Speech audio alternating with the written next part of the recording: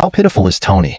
His parents were clearly killed by the Winter Soldier. Yet when he wanted to take revenge, his friend, Captain America, not only refused to help but even launched a crazy attack on him.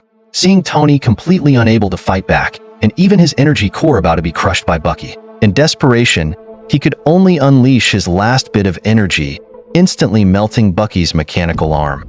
However, just as he learned that Captain America was about to face torment alone, Tony ignored his injured left hand. He resolutely put on his armor and desperately accelerated to support Captain America. Meanwhile, Steve had already arrived at the destination, and they took the elevator into Hydra's base. But suddenly, a noise startled the two.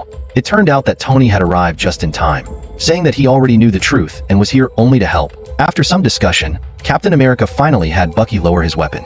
Then, the three of them entered a secret chamber, and as 6 lights lit up before them, they finally saw the 5 Winter Soldiers. But by then, they had all clearly died under torturous gunfire. Just as everyone was confused, Zemo's voice suddenly came through the broadcast. Captain America immediately threw his shield to attack, but it bounced back off the surface in front of him.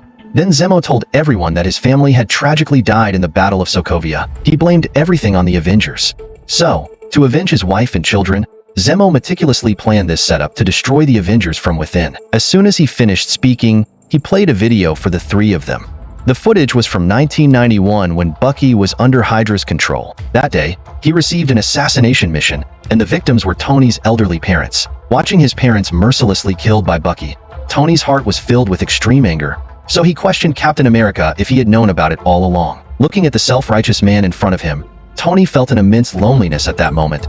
So he struck Captain America to the ground with a punch, then picked up debris and gave him an impromptu back massage. Captain America wanted to rush in to stop the attack, but was instead knocked down by Tony's headbutt, then further restrained by Tony's electric restraints on his hands and feet. At this moment, Tony only wanted to avenge his parents, but Bucky's mechanical arm was too strong and crushed his repulsor cannon with bare hands. In the next second, the explosion's impact completely separated them. Tony got up and chased after Bucky again, but was taken down by Captain America, who had broken free from his restraints. He stated that it wasn't Bucky's own will to kill, but Tony, blinded by rage, wouldn't listen at all. Seeing Tony taking off again, Steve grabbed his right foot and used his shield to disable the thruster below. To prevent Steve from interfering again, Tony fired a laser to trap him in place. Even with only 1 thruster left, he still resolutely pursued, but at the crucial moment, he was once again taken down by Captain America. To buy time for Bucky, Captain America aimed a chain at Tony's arm, then yanked hard, slamming him to the ground. Seeing that Bucky was about to escape through the skylight, Tony immediately aimed and fired, using his targeting system to close the dome above. The 3 of them then landed together on the lower battle platform. At this moment, Steve still tried to persuade Tony, but the grudge of his parents' murder was irreconcilable. Without hesitation, Tony prepared to attack Captain America as well, but Bucky seized the opportunity to ambush from behind. Then he and Captain America executed a seamless tag team attack. Tony was beaten without the ability to retaliate, so he had no choice but to crouch to evade damage, then seized an opportunity to repel Captain America with a repulsor blast. Then, he engaged in a brutal fistfight with Bucky. At that moment, Bucky went berserk, pinning Tony against the wall and continuously damaging his arc reactor. With no other choice, Tony gathered energy and fired a laser blast, completely melting Bucky's mechanical arm. Captain America raised his shield and charged at Tony again, then pinned him against the wall during the collision. Tony asked Friday to analyze Captain America's combat style. After capturing all his movements, Tony grabbed the shield with one hand.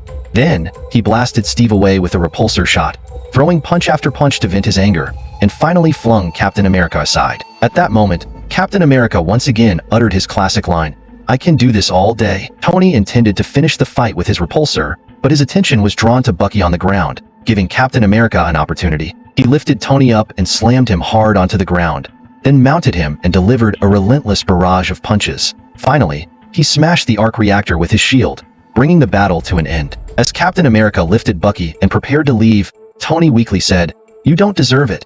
My father made that shield." After dropping the shield, Captain America left the Avengers with Bucky, while on the other side, Black Panther found Zemo. With a swift movement, he subdued him instantly.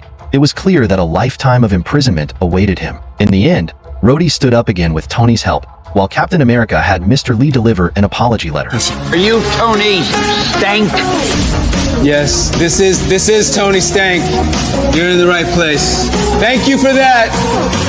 Never dropping that, by the way. The letter stated that no matter whether they were part of the Avengers or not, if Tony ever needed him, he would be there immediately. Meanwhile, after Captain America rescued Falcon and the others from imprisonment, they arrived in Wakanda. To prevent himself from losing control again, Bucky chose to have the doctors put him into cryogenic sleep until they could completely remove the programming that controlled him.